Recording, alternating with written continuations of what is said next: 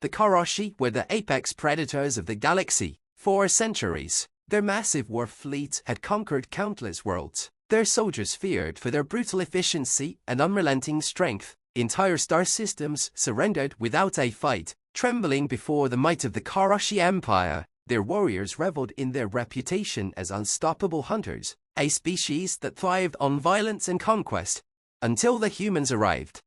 It was a day that the Karashi would never forget, etched into their history as the moment their dominance was challenged. A seemingly insignificant planet in the outer rim of the galaxy, known to the natives as Earth, had caught the attention of the Karashi warlords. Initial scouting reports had labeled the humans as unremarkable, a primitive species with limited technology and no apparent military prowess. Their world was ripe for conquest, and the Karashi eagerly prepared to claim yet another victory. But things didn't go as planned. As the Karashi fleet descended upon Earth, they were met with unexpected resistance. Human warships, smaller and far less advanced than the Karashi armada, moved with a tactical precision the predators had never encountered. It wasn't the technology that surprised the Karashi, it was the humans' sheer tenacity, their ability to adapt in the heat of battle, and their refusal to retreat, even when outnumbered and outgunned. On the ground, the Karashi soldiers expected easy victories. After all, no species had ever withstood their relentless charge, but what they found instead were humans who fought like cornered animals, their eyes burning with a ferocity that sent chills down the spines of even the most hardened Karashi warriors. In the skies above, humanity's warships performed maneuvers that defied logic, pushing their vessels far beyond what should have been possible. Human pilots seemed to embrace chaos, using their ships as weapons themselves, sacrificing everything to take down even a single Karashi ship. It was a level of desperation and bravery that the predators had never encountered. The turning point came when a lone human warship, battered and barely holding together, made a suicide run straight into the heart of the Karashi flagship. The Karashi warlord, witnessing the audacity and madness of the humans firsthand, finally understood what they were dealing with. The humans weren't like any other species the Karashi had conquered. They weren't prey. They were predators, just like the Karashi, only worse.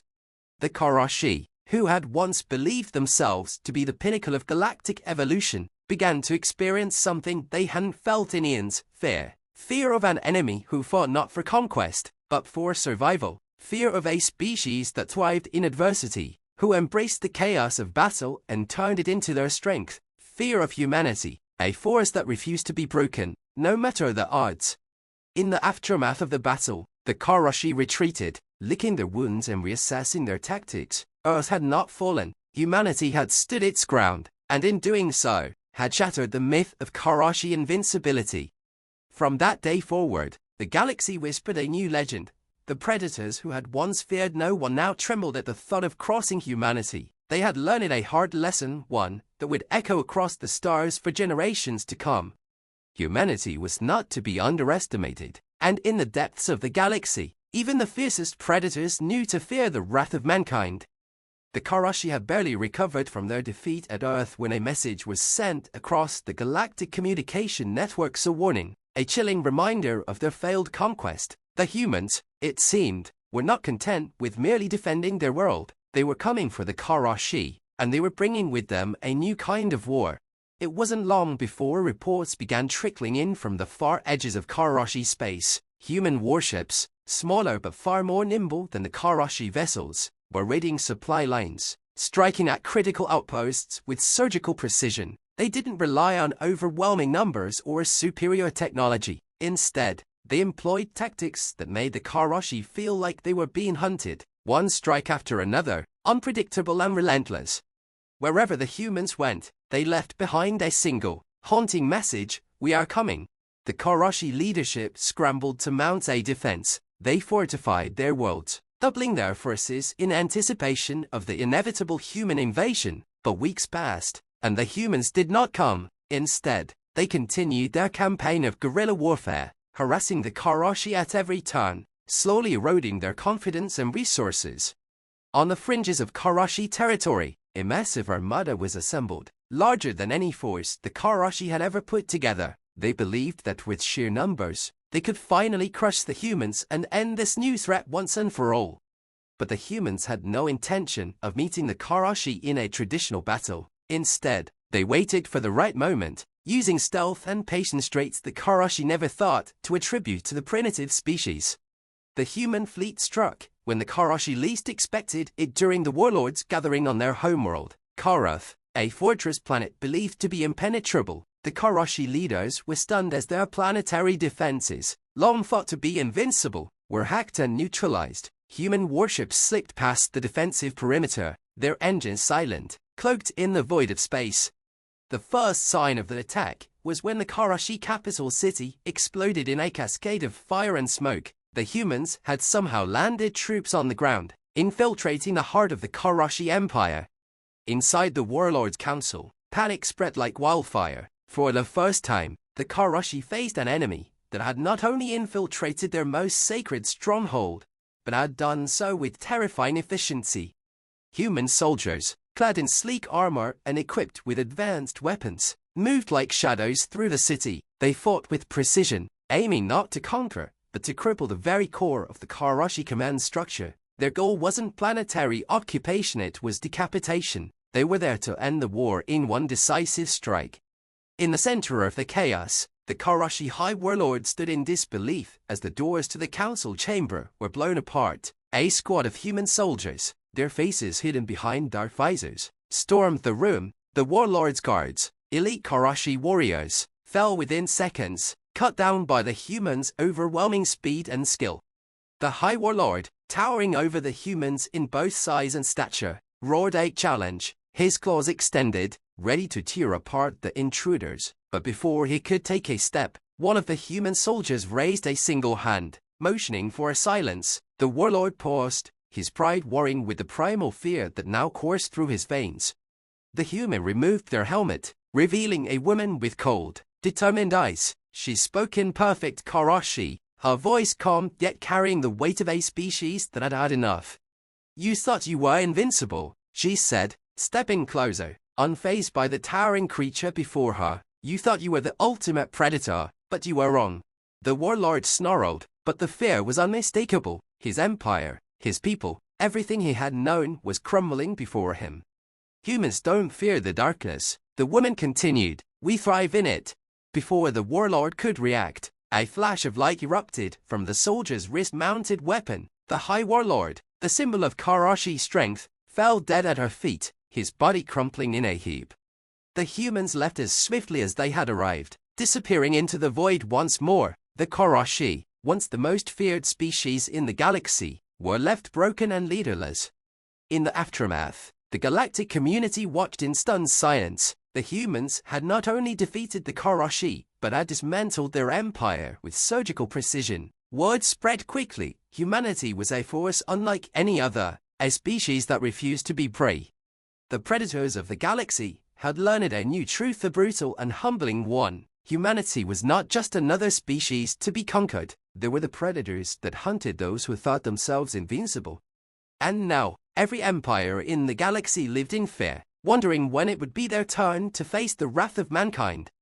The collapse of the Karashi Empire sent shockwaves through the galaxy. Empires and coalitions that had once feared the Karashi now found themselves staring at the terrifying rise of humanity, a species that had not just survived an attack from the most feared predators in the universe, but had turned the tables and shattered their enemy from within.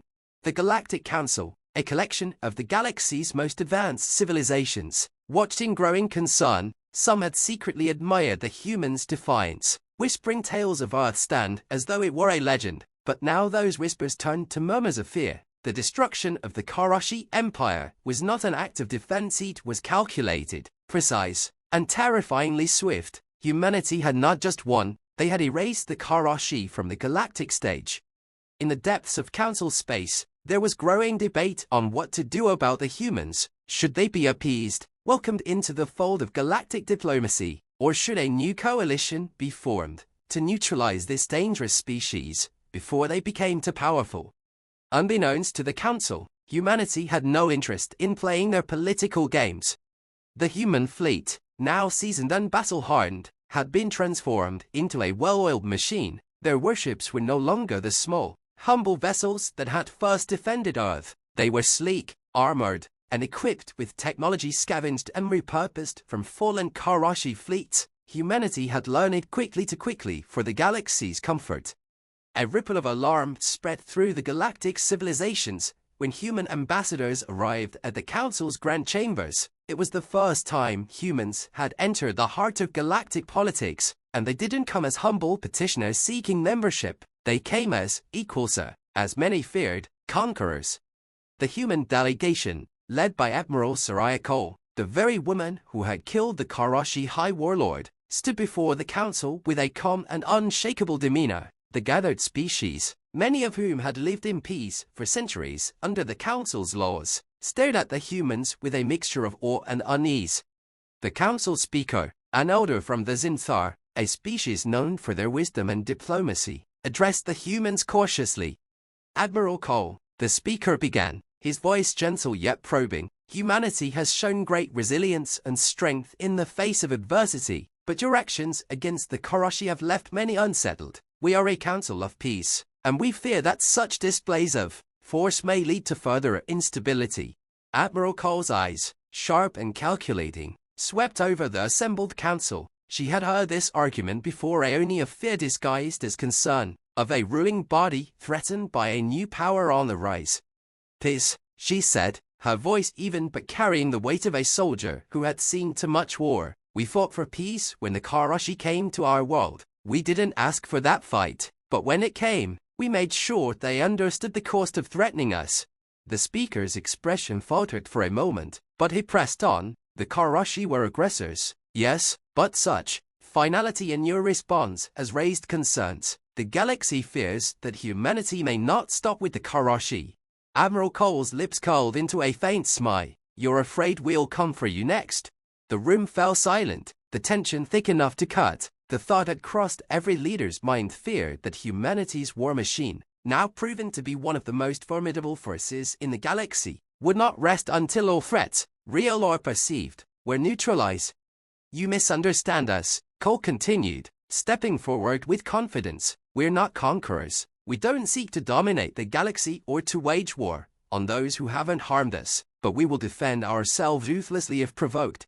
The council members exchanged glances, unsure of how to respond. It was the Arkner, a reptilian species known for their militaristic tendencies, who finally spoke up. And what happens? The Arkner general hissed. If someone decides you are the threat, what happens when the galaxy decides humanity has grown too dangerous to be left unchecked?